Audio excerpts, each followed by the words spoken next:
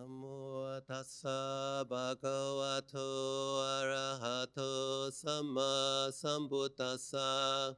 Namo tassa bhagavato arahato samma sambuddhassa. Namo tassa bhagavato arahato samma sambuddhassa. Buddhang dhammang sanghang namassami.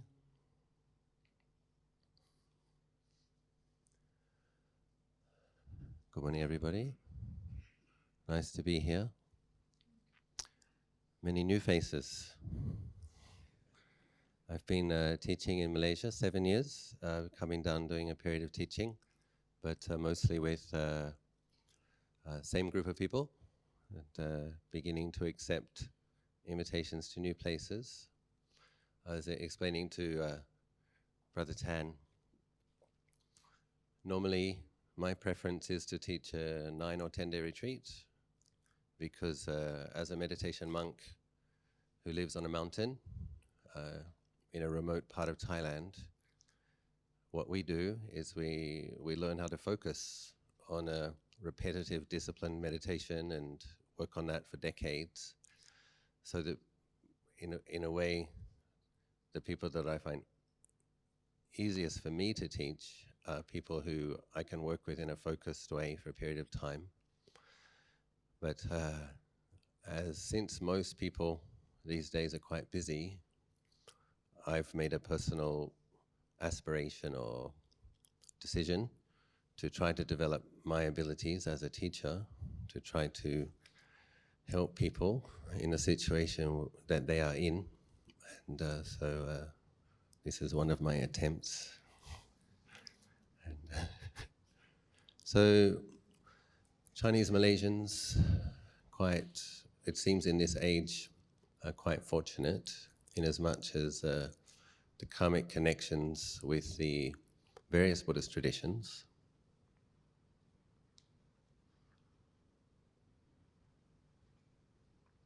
So you do have many experienced elders, great monks and nuns passing through, and you are able to attend Dhamma talks and do meditation retreats with some frequency.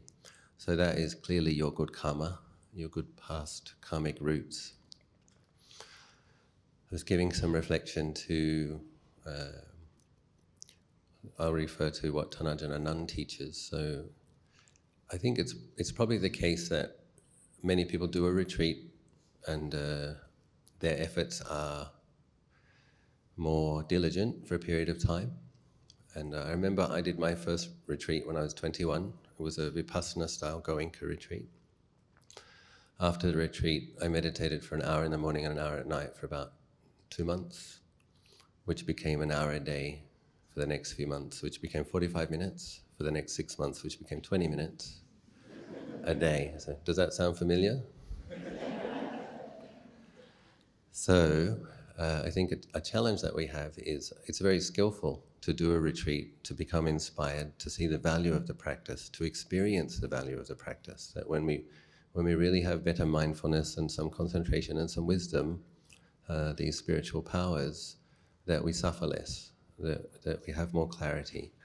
But then life itself is always more complicated than we would prefer.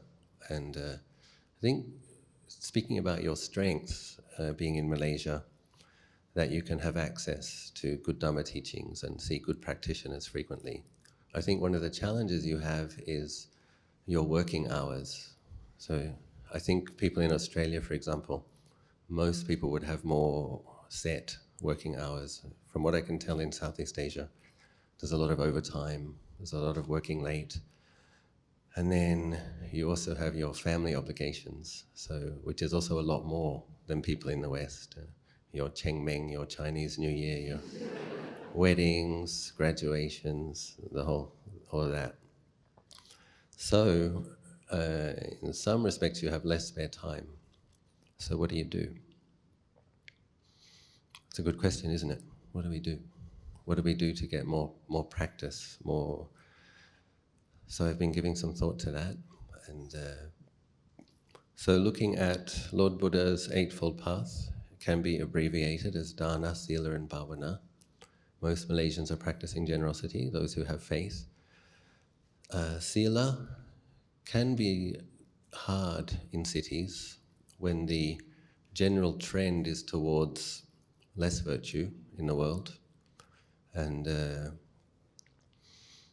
keeping the sila very strictly can be challenging. So I think it's important that we understand it as a training, and I think the daily meditation practice is incredibly important as a support to purifying the virtue, because it's clarity of mind that will help you to see the true benefits of keeping the precepts strictly and the drawbacks of not keeping them. Because the mind, we are affected by ignorance and delusion, and so we can justify deludedly why we might think breaking the precepts is okay. But if we're really cultivating mindfulness, having a look at the quality and texture of our mind each day, we'll be able to see what the actual result of keeping the precept, not keeping the precepts is. So in terms of really making a difference to your samsaric situation, what is the samsaric situation? We are affected by ignorance.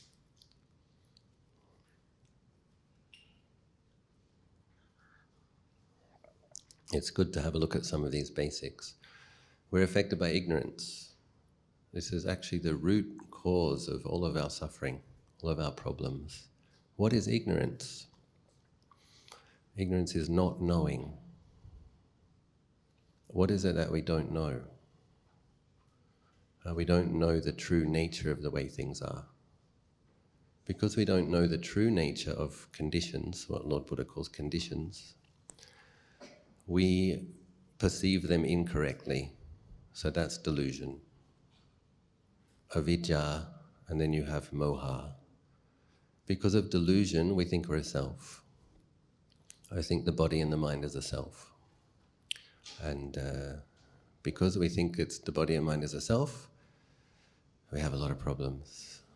The things that we like, the things that we don't like, experiences we want to have, experiences we don't want to have, the type of being we want to become, all of the various types of craving. But the craving is on a foundation of ignorance. So the remedy to ignorance, not knowing, is to begin to know. The first noble truth, unsatisfactoriness. All conditions have an unsatisfactory nature. Lord Buddha explains that is to be known. Dukkha is to be known. So a lot of human beings' life is trying to run away from dukkha. Some of that is intelligent, some of it is neurotic. Certain amount of dukkha we can't run away from, and we have to just have a look at it. Because Lord Buddha explains that the dukkha has a cause, and the cause can be abandoned. And he did it.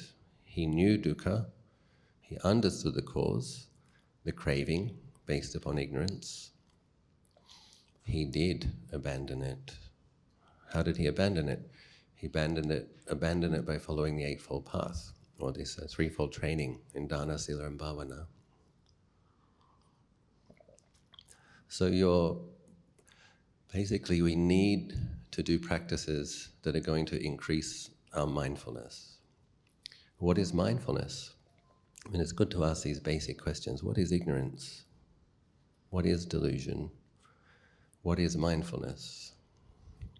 Ajahn Menindo sometimes translates mindfulness as truth discerning awareness. So we all have some awareness. You wouldn't be able to get up and go to the bathroom and put on your shoes and drive your cars without some mindfulness. So we have mindfulness. I think it's very important to differentiate between fuzzy mindfulness, scattered mindfulness, weak mindfulness, poor mindfulness, and good mindfulness. Because this tendency that we have to say, just be mindful. You can do whatever you like throughout the day, but just be mindful. If you're doing unskillful things, the mindfulness isn't good. So it's not good mindfulness. So good mindfulness, when we talk about the four foundations of mindfulness, good mindfulness will understand a body as a body, and a thought as a thought, feeling as a feeling, and it will know if mindfulness with wisdom will know if a mind state is wholesome or unwholesome. So there's these other qualities that have to be present for mindfulness to be good mindfulness. It's often in Thai, sati sampajanya is translated as mindfulness with clear comprehension. Clear comprehension is a sense of context and a sense of knowing what is skillful, what is unskillful, the kusala and the akusala. So Ajahn explains that the Eightfold Path, it's not a sculpture of a Dhamma wheel, it's not a list of words in a sutta. These are symbols and these are the map. These are the descriptions. The Eightfold Path is something that needs to be turning in our hearts and minds. If the Eightfold Path is turning in your heart and mind, right mindfulness, right thought, based upon right livelihood, right intention, all of these things, becomes right samadhi. If that is functioning, path factors are functioning in your mind, the root kilesas, greed, hatred and delusion, will be being destroyed. They'll be being weakened steadily and uprooted. In seeing the nature of conditions, understanding the nature of conditions with right mindfulness, that they arise, that they cease, that they're based on previous conditions, what is able to occur is that you are able to experience the unconditioned, and you experience that in your mind. So Ajahn Sumedho places a lot of emphasis upon the present moment Dhamma. If we practice very sincerely now, today, you should be able to experience some freedom from suffering, at least momentarily. If you have right mindfulness and if you have right thought, some mindfulness and wisdom, some concentration, you can have experience of what my teacher Ajahn calls temporary liberation. You can experience some space, some distance from delusion, from ignorance, from defilements, and you should derive a lot of confidence about your deeper nature, your true potential. But if we aren't, the thing about mindfulness is it is also a condition. It's one of the most important conditions that leads to the unconditioned. So the Eightfold Path is a karmic path. It's something that we have to generate with intention and we have to maintain in being. So in one of the weeks after Lord Buddha was enlightened under the Bodhi tree, when he was reviewing after 4 asankhya and 100,000 eons of cultivation, millions of lives, Lord Buddha was reviewing his remarkable accomplishment, his realization, his liberation from all suffering. And he was like, what made this possible? How was this possible? This extraordinary experience of complete liberation from every type of suffering. And there's 2 lists that he mentioned in particular, very short lists. And I think we're very lucky as Theravadan Buddhists. I think sometimes there's a lot of, one of the strengths is the simplicity. We can have a look at these simple lists. It's not difficult to understand this. And of course we can study in more detail, but we basically understand the simple list, dana, sila and bhavana. It's not that hard. But his realization after the Bodhi tree, when he was reviewing his accomplishment, his statement, these 4 foundations of mindfulness, when cultivated, made much of, lead to the deathless and merge in the deathless. That's a very profound and amazing statement, and it's extremely helpful for us. Basically, if we have enough mindfulness, we keep cultivating mindfulness upon a foundation. You're not going to have good mindfulness if you don't have generosity and sila. That's the foundation. So if you have that foundation, you keep up your practices that create mindfulness, support mindfulness, then you're on the straight path to nibbana. So that's very affirming. And the problem is, if we stop and start, it tends to be the case, Ajahn says, that if the path isn't destroying the defilements and the ignorance, well then the ignorance and the defilements are destroying the path. So that's probably a lot of people's experiences during retreats. you can get some good clarity, some good spaciousness, radiant states of mind, see things more clearly, have some experience of letting go, some temporary liberations. And then the busyness and complicatedness of life comes back, and things get a bit darker. So we need to think in terms of what can I do more consistently? What can I do in my daily life that's going to support the growth of mindfulness? And so I've been giving some thought to that for people who live in the city, and also what Ajahn, my teacher, recommends. So I think this practice of chanting, and I do think that meditation in the morning is a good thing to aim for. If you hope to maintain mindfulness throughout the day and strengthen your quality of mindfulness and wisdom, then we need to be generating it in the morning, because it's something that's volitionally generated. And by trying to check in with your mindfulness throughout the day, that's a way of maintaining it. But if you don't actually do something to generate it, clarify it, cultivate it, you don't actually have much to check in with. So, as I was saying, mindfulness can be scattered, can be weak, can be fuzzy. So this is the value of when we take a meditation object such as breathing. We're applying the mindfulness to be aware of an object within a smaller sphere. And so what happens is when we use the breath, we're able to see a thought as a thought and not follow along with it. We're able to see feelings as feelings and not be concerned whether it's pleasant or unpleasant. So much of life is commenting about the pleasant and the unpleasant of the experience that we have with the sense bases, eyes, sounds, smells, tastes. How much do Malaysians think about food, for example? You have an obsession with noodles, I've noticed. So, good noodles. But when you come to meditate, a thought is just a thought, feeling is just a feeling, sense contact is just sense contact. It doesn't matter if it's pleasant or unpleasant. You just rest with the breath, keep coming back with the breath. But we need to wake up, and we need to do, in the morning we actually need to wake up as well. And we need to remind ourselves of our refuge. Refuge is a wonderful and profound thing, often not understood. Buddha as refuge, Buddha experienced his true potential.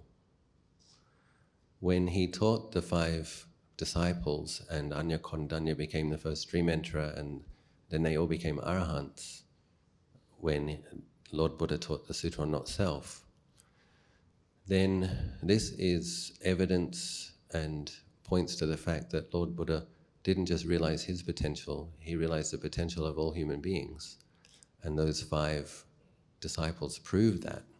Anybody who has the path factors functioning, anybody who generates the 5 spiritual powers, trains oneself, the 5 faculties to become powerful. Faith, right faith. Faith gives rise to energy. Then mindfulness, concentration, and wisdom. That was the other list Lord Buddha was looking at, contemplating in the 7 weeks after his enlightenment. These 5 spiritual powers lead to the deathless and merge in the deathless. So, refuge in your potential, refuge in Buddha, is a huge affirmation about the fact that you can be liberated. And then refuge in Dhamma, that's nature. The deeper nature of your body and mind is that greed, hatred, and ignorance can be removed. And in the process, the mind is purified. The purified mind is liberated. So refuge is incredibly affirming, positive, optimistic thing. We're very lucky.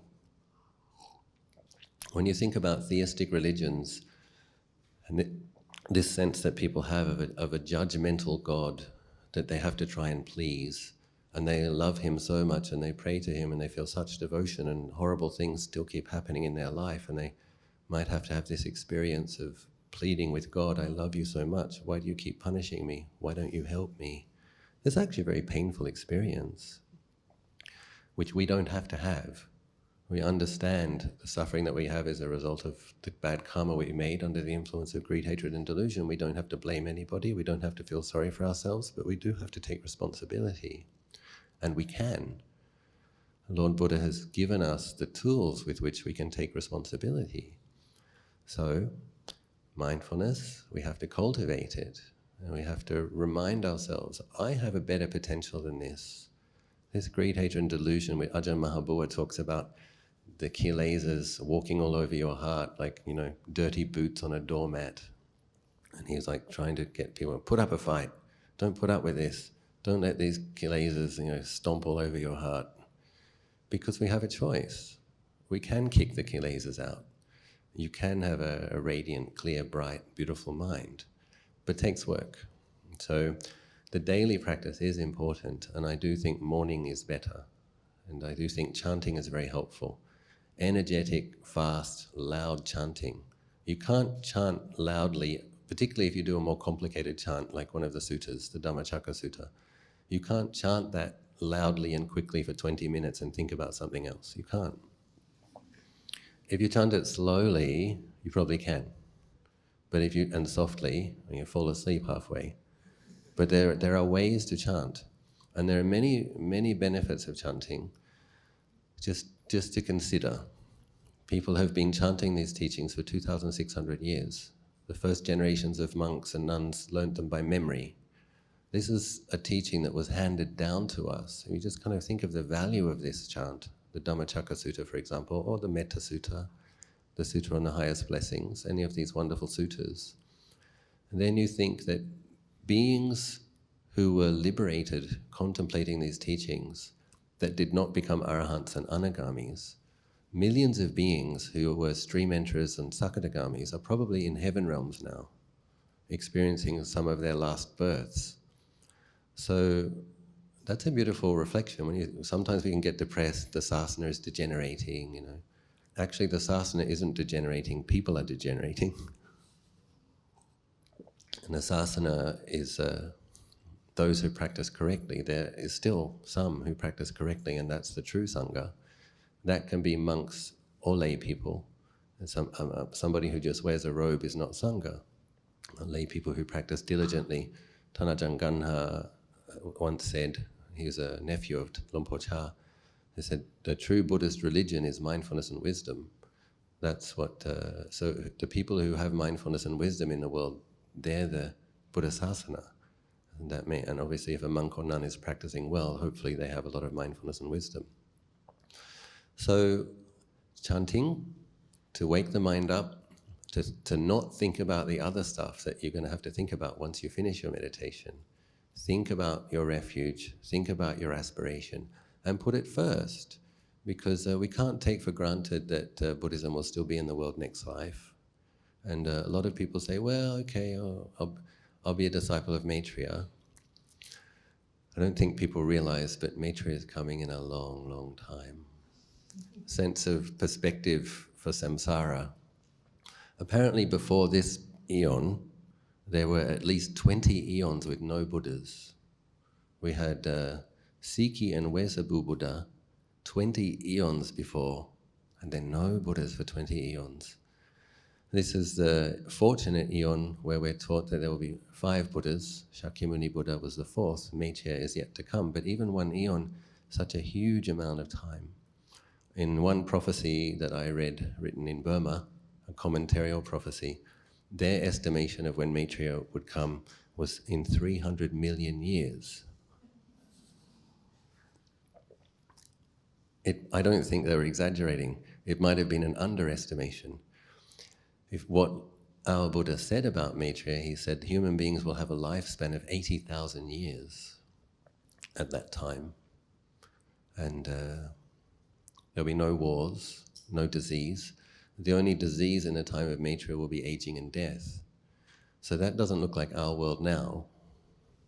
Our world now has more conflicts, more disease, less virtue, shrinking lifespan if you look at the average. So he's not coming soon, and we better knuckle down.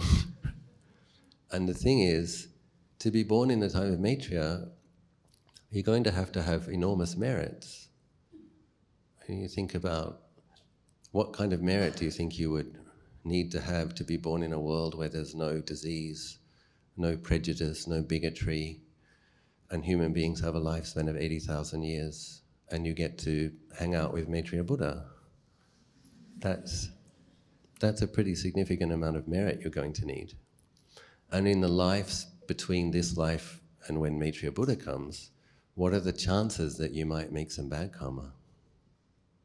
Pretty good chance, I'd say. So this is the opportunity that we have with this Buddha, and whatever practice we can do, that's what's going to create the merit that will increase the likelihood of meeting Buddha Maitreya. And what's Buddha Maitreya going to teach? He's going to teach the 4 foundations of mindfulness that lead to the deathless and merge in the deathless. So we have our instructions, we have our teachings, we have our good opportunity, we have the human birth. What is left is for us to focus consistently and give the suitable priority. That's why I'm suggesting that we start our days with some meditation, and then the chance of being able to bring mindfulness into your life is going to be so much better. You do 20 minutes of chanting, 40 minutes of sitting, and then you can be mindful throughout the day. What's the value of being mindful? I was speaking with some of the yogis who did the retreat with me recently, and they do say things like, I notice when I'm upset and I can stop myself saying something. And so it's not the case that we won't be upset, but it is the case that you can know you're upset. And it is the case that you can stop yourself saying the thing that you might say out of reactivity. You can say, stop, don't say that. If you have to say something, you can think about it. This is the right thought, right speech. You can actually think about what's the skillful way to say it, what's the right time to say it. Maybe it's better not saying anything at all. Then you don't make bad karma from a harsh speech that hurts people's feelings. So there are a lot of benefits to mindfulness. And the benefits of daily meditation, as I was saying, in training in virtue, is that when you do break the precepts and you come to your meditation cushion, invariably you don't feel good about it. And then you have to weigh. So as I was saying, it's not some joyless, mean God saying, you guys can't have any fun. I'm the ruler of the universe. I get to have all the fun, but you guys have to be miserable. It's not like that. Lord Buddha's teachings on virtue is an expression of compassion, intelligence, and wisdom. And your keeping your precepts purely is an intelligent expression of compassion and wisdom towards yourself and to those around you. Because if you kill beings, your own lifespan will be shortened. If you steal from others, even if you become wealthy, you will lose your wealth. So it's a karmic universe that you're living in, and the precepts help you to live within a container that supports your human situation where you can practice. And if you break, Ajahn says, if you're not keeping the 5 precepts, you're not actually a human being. So you have a human body, but the mind isn't functioning on the human level.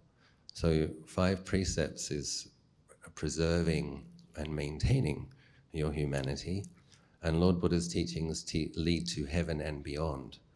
But if you want to go to heaven and beyond, at the very least, you have to maintain your humanity. That doesn't mean that we never make mistakes. And most important thing when we do make a mistake is that we learn from it. So I'd like to encourage you not to justify when you break the precepts and not to make excuses for it and not to be in denial. It's really, really good to be truthful. I broke the precepts because I was greedy. I broke the precept because I had aversion. I broke the precept because I wanted to delight in being deluded. Be truthful and have a look at the consequence. And if you do have a daily meditation practice, you will realize through your own efforts and your own clarity that when you keep the precepts, you have more self-respect, less remorse, more confidence, beautiful qualities of inner clarity and joy. And when you break them, you'll have more worry, more anxiety, less clarity, and you'll see over time it's not worth it. And it will give you the inner strength, the energy. We're talking about spiritual powers. When you practice daily, consistently, you will develop an integrity, an inner power that will give you the guts, in a way, to put up a fight.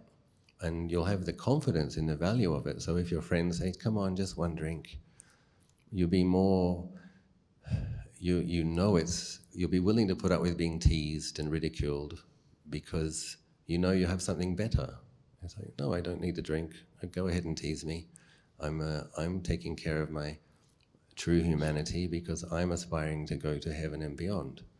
But it's the daily practice that's going to give the mindfulness the integrity, and it's going to make it possible to have moments or periods of right collectedness, samadhi.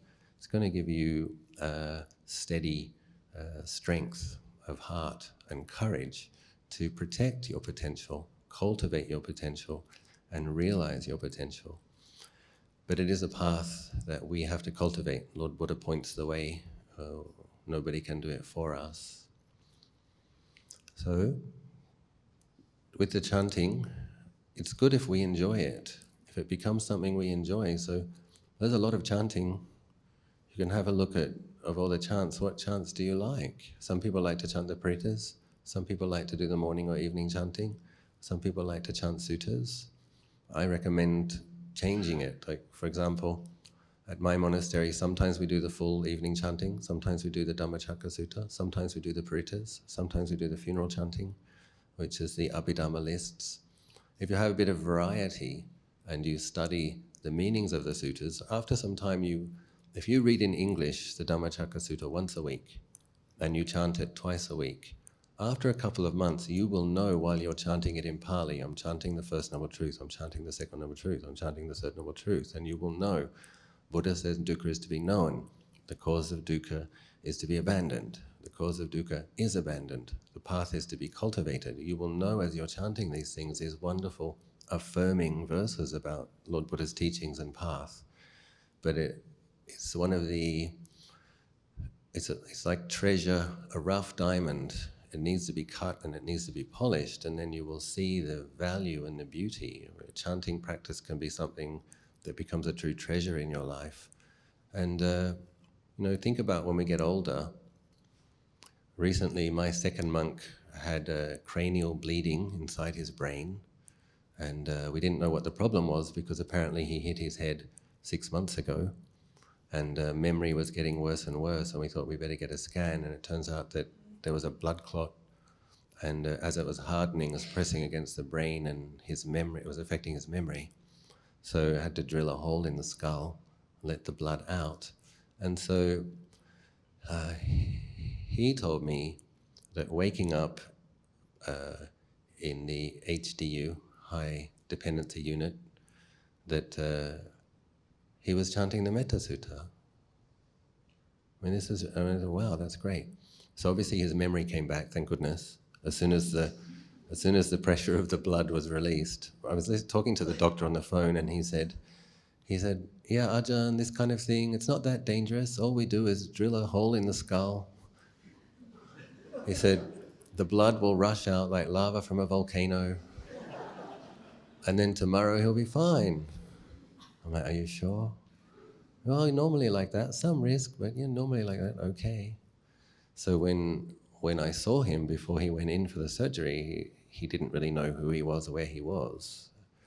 The next day I saw him and he really did. And so I don't know how many of you had surgery, but when you come out of that anesthetic and you have to then try and urinate for the first time, it's a pretty miserable experience. So he was in that experience, he was chanting the Metta Sutta. So this is the result of if you have a regular practice. You have something to draw on when you need it. And I think it's a tremendous support. He knew the words, he also knew what they mean. And so rather than it being a miserable experience, well, it's probably still a miserable experience, but he had something to support him through a miserable experience. And that's the kind of thing that having these daily practices, they gain a momentum, they gain a strength, and they become a true refuge. But we are the ones that have to take that diamond and cut it and polish it, and then it reveals its value over time. So doing some chanting, contemplating the meaning of the chanting, affirming your potential, and putting your priorities straight. If your spiritual practice is one of your priorities, it's good to do it first thing in the morning. It's good to do it every day rather than last thing, and give it the appropriate focus, because you'll get the benefits within this life: more clarity, less remorse, periods of feeling not oppressed by the hindrances and the kilesas, get to glimpse your potential, experience your potential, It also generates the merits that will help you to have future opportunities, and also it's very protective. If you do your daily chanting, you keep your sila, you spread some metta, then it is, the Lord Buddha does say that the devas will protect one. And I was just talking a little earlier about the millions of devas who are Sotapannas and Sakadagamis experiencing one of their last lives. Who do you think they're going to care for? Who do you think they would spread metta to? Who do you think they would try to take care of, other than Buddhist practitioners trying quite hard to improve themselves? So it's good to be aware of the heaven realms. And because the human realm, in a way, we're surrounded by more and more ghost-like and demon-like humans. So we have to look upwards and remember that there are many saint-like devas, and that's what we are aspiring to become as well. So please protect and cultivate and realize your potential, and use the most of your opportunity, and try to have consistent practice, because that is what, over time, will make a deeper impression in uprooting greed, hatred, and ignorance, and help you to realize your potential to experience the unconditioned, a state of unshakable peace with no more suffering. So I offer this for your reflection. Hope something I've said has been helpful.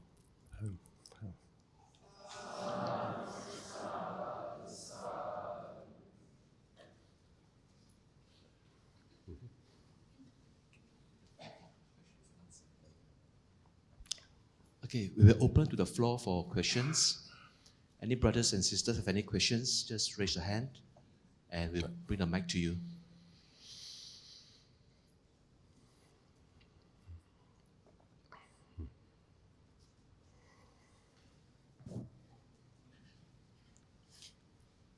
Ajahn, thank you for the talk. You mentioned that, yes, we're living in a world with less virtue. So when we come across many human beings who are less virtuous and they think the same of you, or when you act with more integrity and kindness towards other people, they say that we are weak or we are soft. How do we manage that situation? Thank you. So, coming to situations like this and hearing from experienced teachers and then reading the suttas, and, it's like you have to know in your mind that's deluded.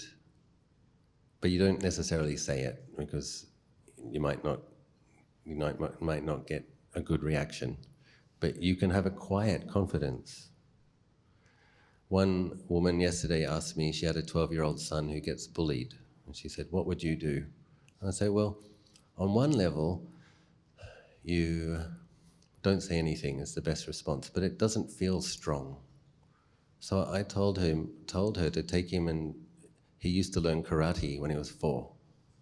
I said, enroll him in Aikido. And, if we know we're strong, doesn't mean we have to fight. But I said, and it's especially for a boy, who's becoming a young man, feel the strength of his body, know that he can defend himself, and know that he can throw them over his shoulder if he has to. But then to have a quiet confidence, and then you just don't care because you know you're stronger. So if you know you're stronger, I suppose it's like having faith in goodness. If you know what you have is better, well, this isn't conceit, this isn't arrogance, this is confidence in Dhamma and the degree to which there is Dhamma in your heart.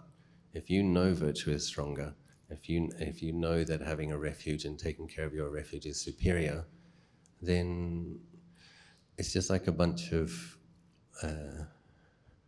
ghosts or demonic entities come around and poke their tongues out or whatever. It's like, it's not impressive. I think about the enlightened devas and the Arya Sangha and the 2,600 years of people who practice this way rightly and correctly and who experience the benefits. So, but sometimes we have to be equanimous. So it's like, you just say, well, I have faith in the value of what I'm doing. I'm confident that this is, in the long run, the better. But you can get short-term benefits from being aggressive, obnoxious, competitive, and deceitful. Of course you can. But those benefits, the problem is you're going to meet other people who are deceptive, competitive, and contentious who will steal your benefits away from you. So it's, in the long run, it's not a strategy that will work. So sometimes we have to be willing to have a little less money or not have the best opportunities. Or one of my close students was saying that her husband won't go to the parties where they're drinking, and she said, "You have to go sometimes," and he said, "No, I'm just not going." And he didn't want to be the managing director because he didn't want to write the checks that were actually money laundering,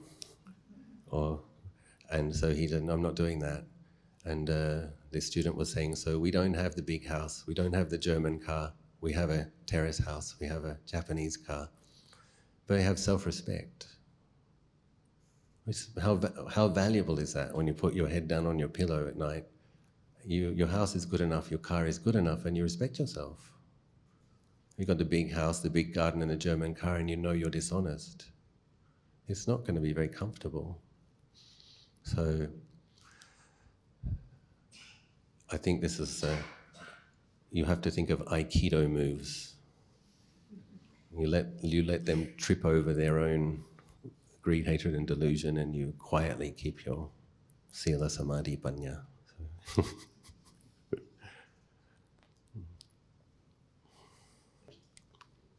May I ask how many people do have a daily meditation practice? Please raise your hands. Okay. Less than half. We can do better. How many people from now on will try to have a daily practice? Okay.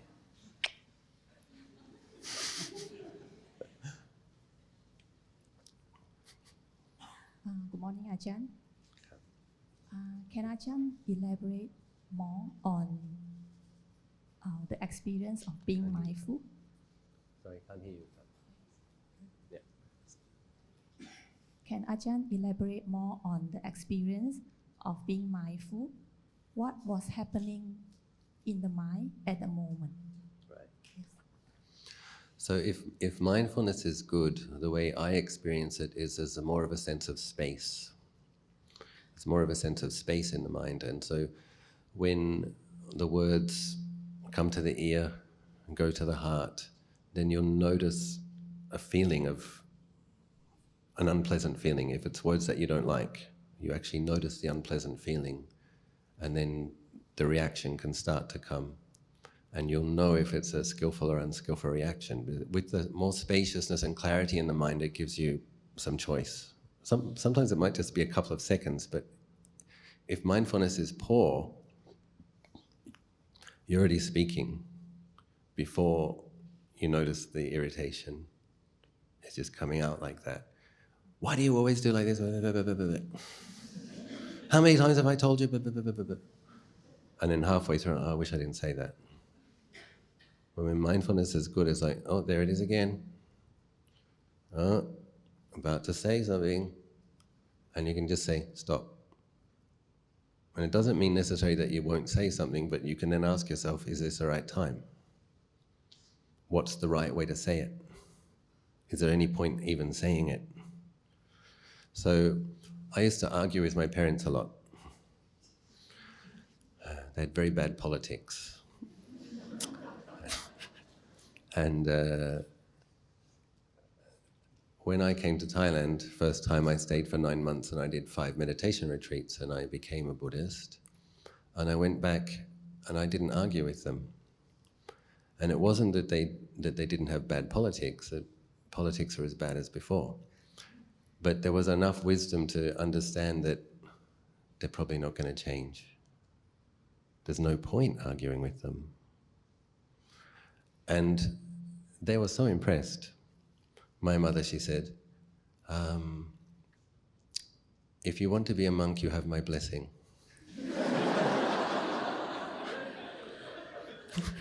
Before I asked, It wasn't that she just wanted me to leave. It was that she said, I used to worry about you so much, I didn't know what you were going to do with your life. Because they'd asked me when I was a teenager, what are you going to do with your life? I don't know. What do you mean you don't know? I mean, I don't know. I was accepted to university. I didn't go. I got a job with the government civil service. I quit after 1 month, couldn't stand it. So many times I made my parents cry when I didn't go to university, when I quit the government job. I was washing dishes and studying acting instead.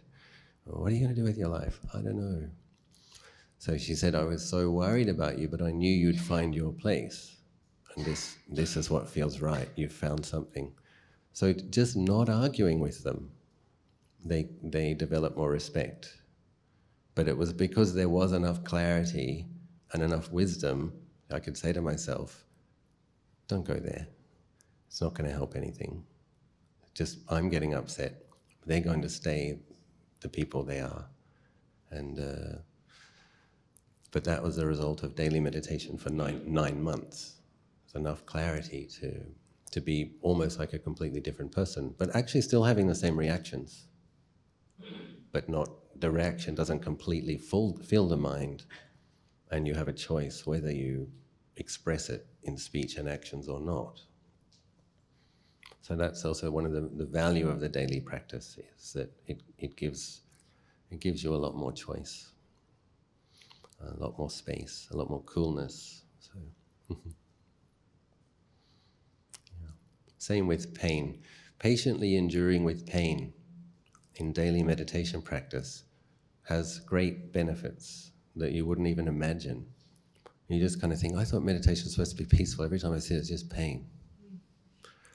And it's like, yes, but you're developing more patience with pain. So when we get into contentious issues with other people, we're actually reacting to an unpleasant feeling in our minds. What they say becomes an unpleasant feeling in our mind, and then we react to that.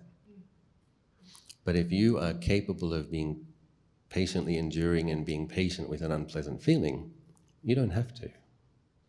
And then it can be very empowering. That, okay, I can just put up with this painful feeling until it ceases. I don't have to contend with this person. Yeah, you start to have a lot more choice. And the patiently enduring makes good karma.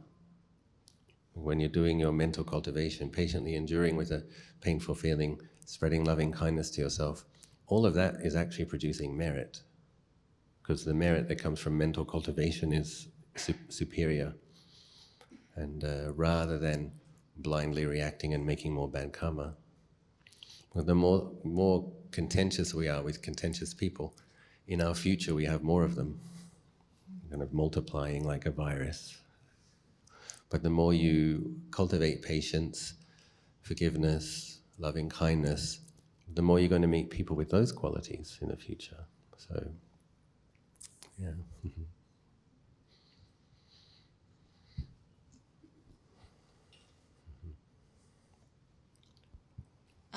Ajahn, thank you for the Dhamma talk. Ajahn, I want to asking, when do the meditation, when the auto color is coming, then it's very colorful, then we although know to focus to the object, to the breath, but sometimes we cannot control, then we distract with the auto color. So What color? What is it? It's auto color when you see the purple, In front. green, In front, yes, okay, in front. yeah. Then also have the bling bling. That's me very distract. I know it's just the observe, but sometimes very hard to focus the object. The breath. Yes.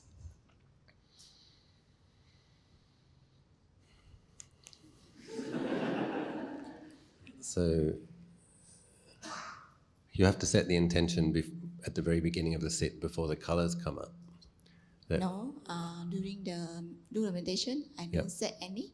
Yeah. Others, No, what I'm saying to you is you have to. Because setting the intention will have an effect on the mind. Is the forerunner. So it's like making a determination. So you make the determination, I'm going to place my awareness consistently on the feelings of the breathing. That's my intention. So when you have that intention clearly, that's part of the problem. You can't stay with your object because you haven't determined that you're going to be with the object. So you have that intention, I'm going to make the breath the main object. So that when that comes up, you've dropped that into consciousness. And then the reason the lights are appearing is the mind is developing some concentration, but it developed the concentration through being mindful of the breathing. So the thing to do is maintain the mindfulness of the breathing. The breathing probably gets more subtle. So then you have to attenuate your awareness to become more subtle. Probably what would happen is the color will become one steady color, often white or gold.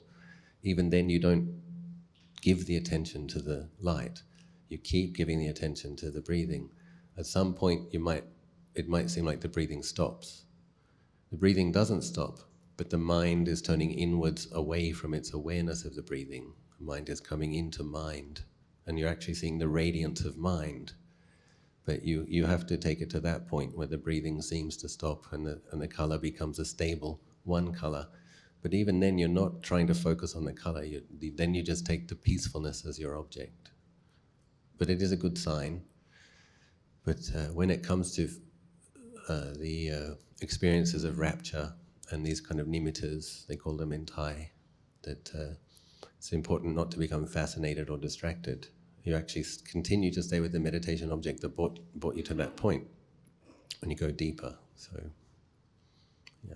So when do the meditation, when sudden we see the very bright light, so how we It's can just do? like you should have, if mindfulness is there, it's seeing. It's just a more subtle type of visual consciousness.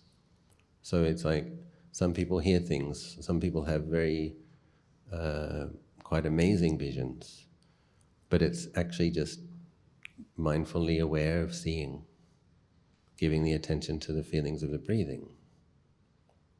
Just like something's on TV that you're not interested, you don't want to watch, so you don't watch it. It's just there. This means just aware about it, then ignore them, focus the object. This means aware about that. This means Just know it, but you give your interest to the breath. Give your attention to the breath and just know that without being fascinated. okay. Thank you, Ajahn. I wish you good luck.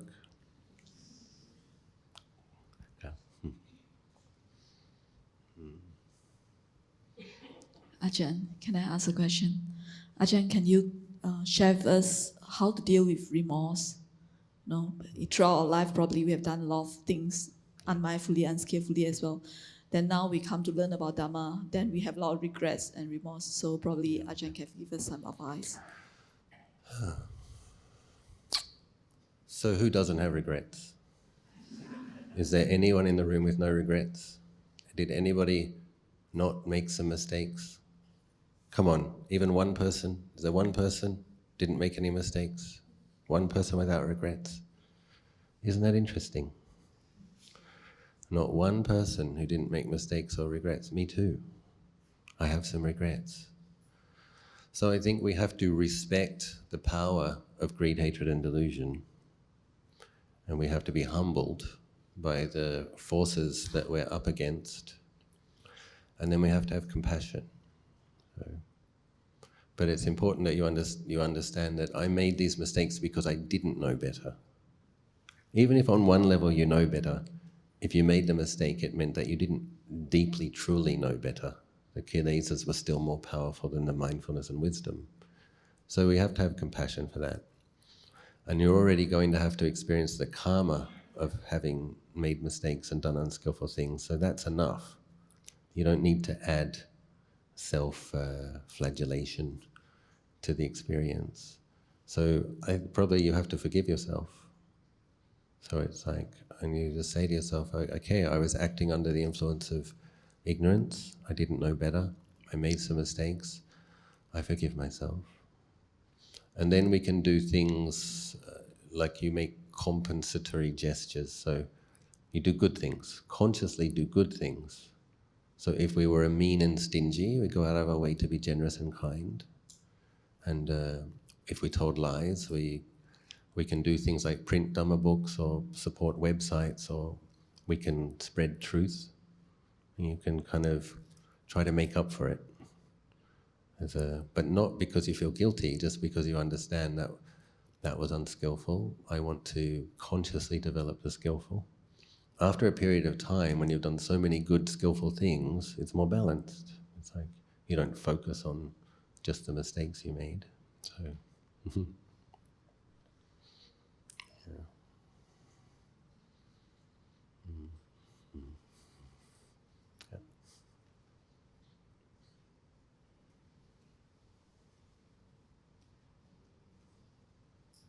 Yes.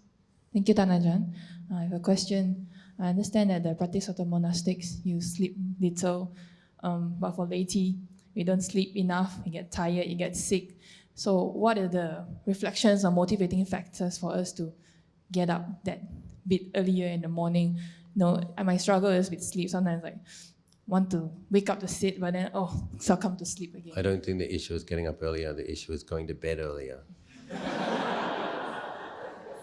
And if you look at your social media habits, I'm sure that if you can cut back on that area, you'll be able to sleep earlier. So I think making some kind of resolution not to sleep later than 11, not to waste time on stupid things like Facebook, not to answer all of your WhatsApp, WeChat and Line messages. So if we don't give too much energy to those things, you will have energy for your practice, but you have to set parameters. It's like, even if I haven't answered all of my Line messages, I'm sleeping at 11. If I don't have time to check Facebook today, so be it. Didn't upload 3 pictures of myself on Instagram today. Never mind. I mean, sometimes students are studying a lot. There is that. But if you train yourself if you have a consistent meditation practice, you should find that you're able to rest within the meditation to some degree, then you need less sleep. But you need to have the daily practice before you start to get that result, where you can actually rest in the clarity. And studies have shown that some of the things that happen while we're sleeping happen while we're meditating. The immune system does function better after a period of meditation. So it is beneficial for health as well. And in general, if you meditate more, you don't need as much sleep. But you have to do it for a long enough period of time that you actually see those results. So, yeah. Thank you, Ajahn.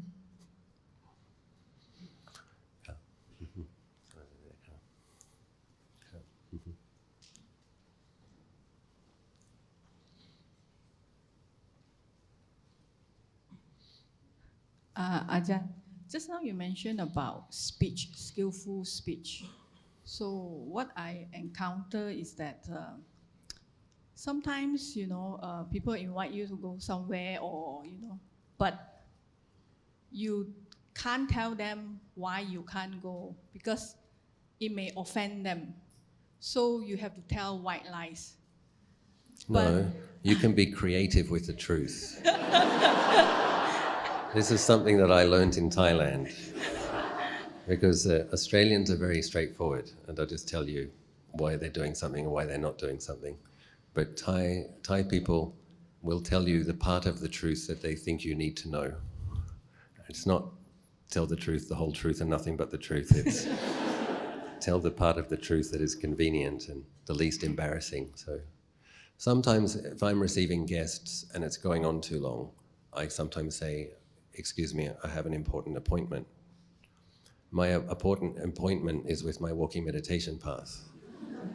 It's not a lie. It's like, I have a commitment to my daily practice. That's an appointment that I have to keep. I'm sorry, I have an important appointment. I have to go. Lovely to see you. Bye. So think of the ways that you can say it. So also, if people are a little bit offended, that's okay. You can live with that. If what you're doing is the right thing, how many family events, how many more families do you want? How many more lives with family events are you signing up for? So it's okay if you don't have the intention to hurt people's feelings. And sometimes in having integrity and committing to doing what you know you need to do, you might offend some people, but you might inspire some people as well. Some people think, oh, I noticed the way you do that, it really inspired me, I'm going to do more practice, I'm going to be more committed. So, I just want to know, like, is there a baseline as to what we can, like you say, creative? so it needs to be understood like this. We're often looking like lawyers. What can we get away with?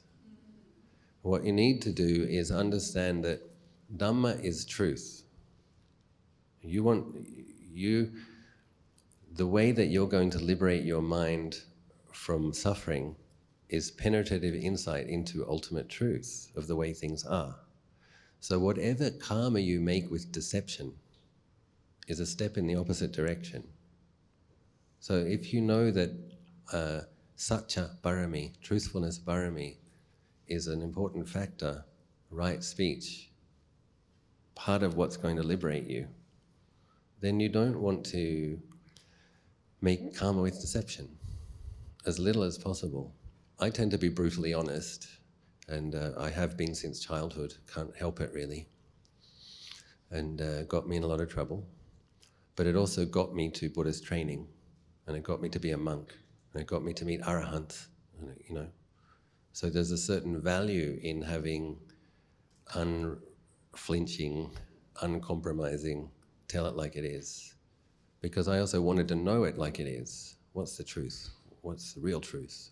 What do we do about this situation? So you think of teachers, and even since the time of the Buddha, there was Devadatta, who took a certain number of the monks away and wasn't teaching correct teachings. So the kind of teachers we meet and how accurately they teach Dhamma and whether it's the true Dhamma is also dependent upon how much we've respected truthfulness.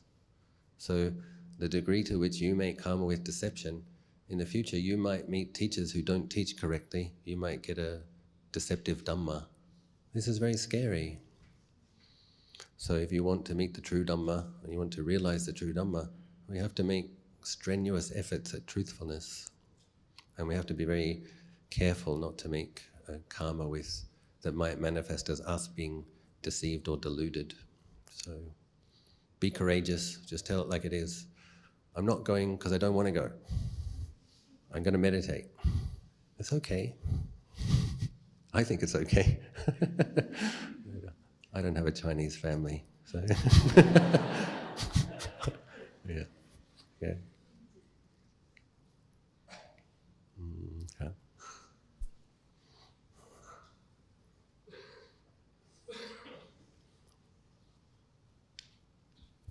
Ajahn, hello. Ajahn, thank you for your insightful talk. We have a question here.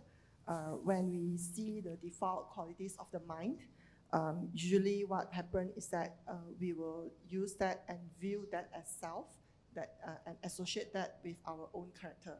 So can Ajahn advise on how can we have more positive association with the defilements that we see when we are more mindful?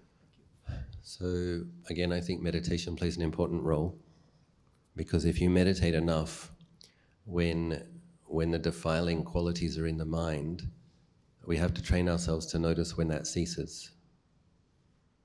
So whatever thoughts are associated with various defilements, 16 upakilesa, pride, competitiveness, greed, lust, envy, also there's a list of defilements.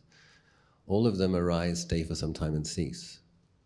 And so if you have enough clarity and you sit long enough to just notice the moment it ceases and then rest in that peace, train yourself to identify more with the peace that comes once the defilement ceases than with the defilement.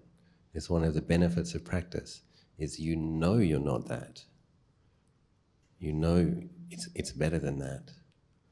But we have to have enough mindfulness, enough patient endurance to watch it arise, stay for some time, cease, and then notice the clarity, the spaciousness, the radiance afterwards. That's much closer to the truth of who we are. So, yeah.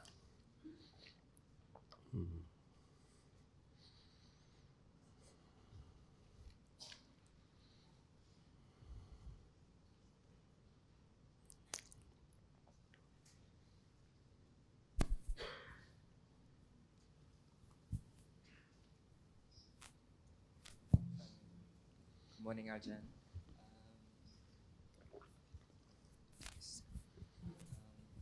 Ajahn, I would like to ask if we can still trust people that cheated on us before. Yeah, forgiveness and trust are different issues. I often, in my own practice, I forgive anybody and everybody, everything, because I don't want to hold a grudge. And I believe in karma, but trust is a different issue. So there's a couple of people in my life that I'm fairly confident I won't trust again this lifetime. But it doesn't mean I don't have loving kindness for them. So, yeah, we have to be intelligent. People do have negative qualities, negative traits. People can be harmful. If a person has admitted their fault and made some kind of commitment to not do it again, then I think it's nice to give people a chance. And if they prove once again that they're not worthy of your trust, then I think clear, firm boundaries are okay. Yeah. An area where we all need to do work is how to be skillfully assertive without being aggressive. It's perfectly possible. We just say very, very calmly, I'm not doing that. No, it's not okay. And mean it. You don't have to yell, no! It's not necessary. No.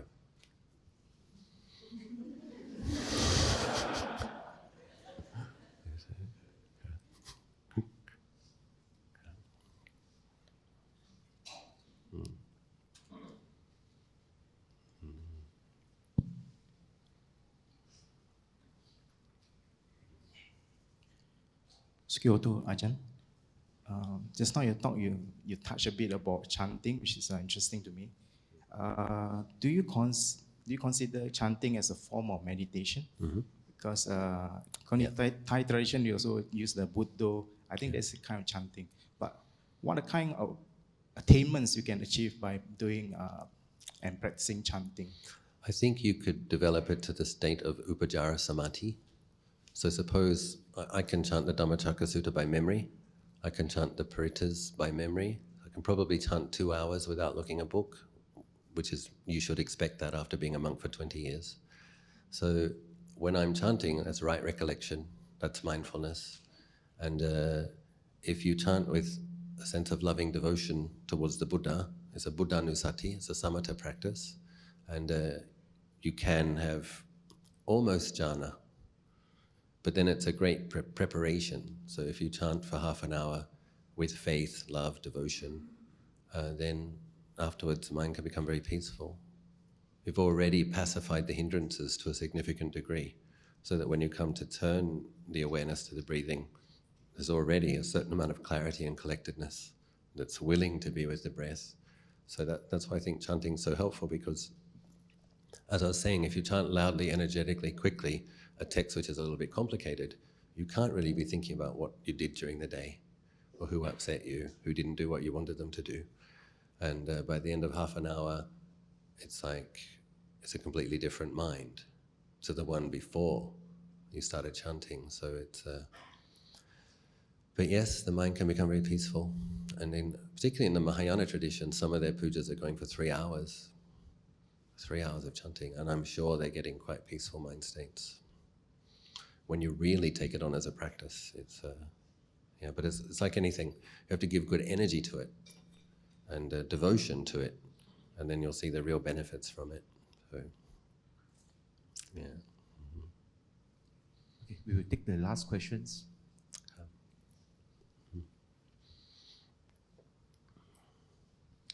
Thank you, Ajahn.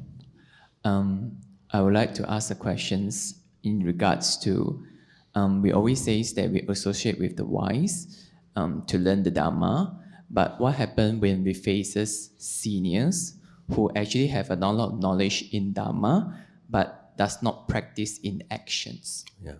Yep. Thank you. So you separate knowledge from real wisdom.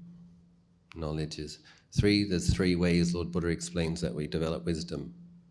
One is through listening and studying. The next way is through deep contemplation. The next way is through direct insight coming from practice. So you hear the concept, you consider it, does that make sense? Yeah, that makes sense. Until you develop a real conviction. Okay, I'm going to practice in accordance with that practice, and then you experience the benefit of the practice, then it becomes true wisdom. They talk about panya sanya, wisdom perceptions, but then there's the vipassana jnana, direct insight. So I think to be grateful for the knowledge is good, because we can get into just fault finding and focusing on the fault. So it's like we tend to be idealistic. And idealism is good, but it has to have, we have to have perspective. So sometimes some of our first teachers may have given us the teachings and the knowledge was our beginning, but they might not be perfect, but we can be grateful for that. So rather than focus on feeling disappointed or rather than focusing on their faults. I mean, Luang Por Chah said, when it comes to mental cultivation, we should be looking at our own fault 90%. If one wants to develop oneself, 90% of what we're trying to improve is inward, 10% is on other people. I think that's correct. But it's also okay to move on. So if someone who's been teaching you, you can see that they don't have good sila, then it's fine not to associate with them anymore. But leave the situation feeling grateful for the good thing that they gave you. And Okay. Thank you, Ajahn, for the insightful Dhamma sharing and patient and clear answer to all our questions. Let's fold our palm together and recite sadhu to thank Ajahn. Sadhu, sadhu, sadhu.